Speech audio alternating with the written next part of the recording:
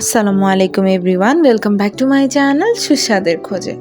এই র্যাপারলেস ডাম্পলিংয়ের রেসিপি তো সব জায়গায় অলরেডি দেখে ফেলেছেন আশা করি। আমি অলওয়েজই ট্রেন্ড ফলো করার বেলায় স্লো।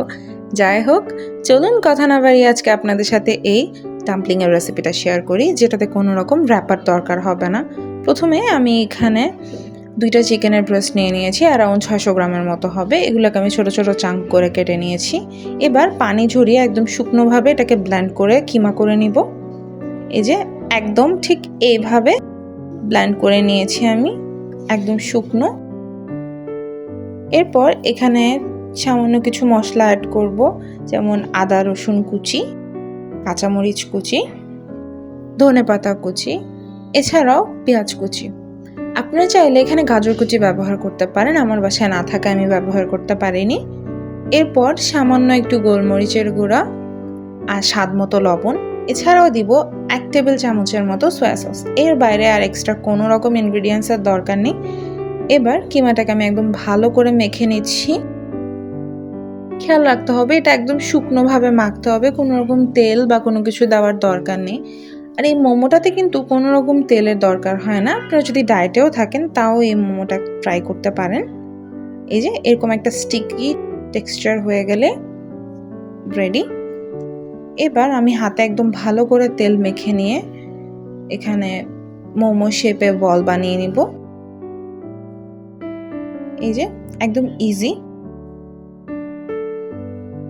আমি যতটুকু পরিমাণ চিকেন নিয়েছিলাম সেটা থেকে আমার এরকম সমান সাইজের 9টা বল হয়েছে।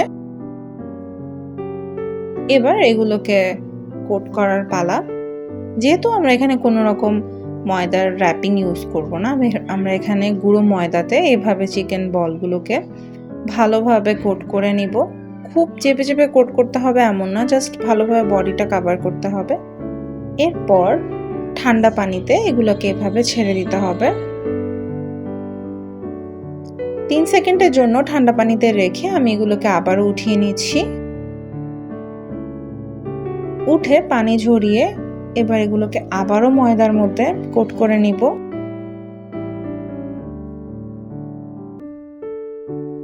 এই সেম প্রসেসটা 3 বার করতে হবে।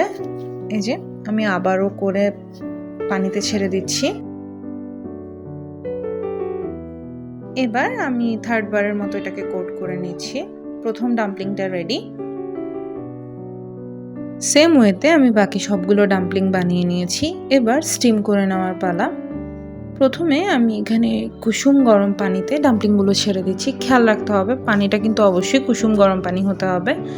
এবার 9 মিনিট পর এভাবে যখন এগুলো ফুটে আসতে শুরু করবে আমি এগুলোকে উঠিয়ে নিচ্ছি। এই তো ডাম্পলিংস রেডি। এগুলো এভাবে খেতে খুবই ভালো লাগছিল, বাট তাও দেখতে সুন্দর লাগার জন্য আমি উপর থেকে চিলি অয়েল ছড়িয়ে দিচ্ছি। এই যে দেখতেই পাচ্ছেন কতটা টেম্পটিং লাগছে। এই ইজি উইদিন 15 মিনিট রেসিপিটা অবশ্যই বাসায় একবার ট্রাই করে দেখবেন, কেমন লাগলো জানাবেন। I will be back with a new recipe. Till then, Khuda Hafiz.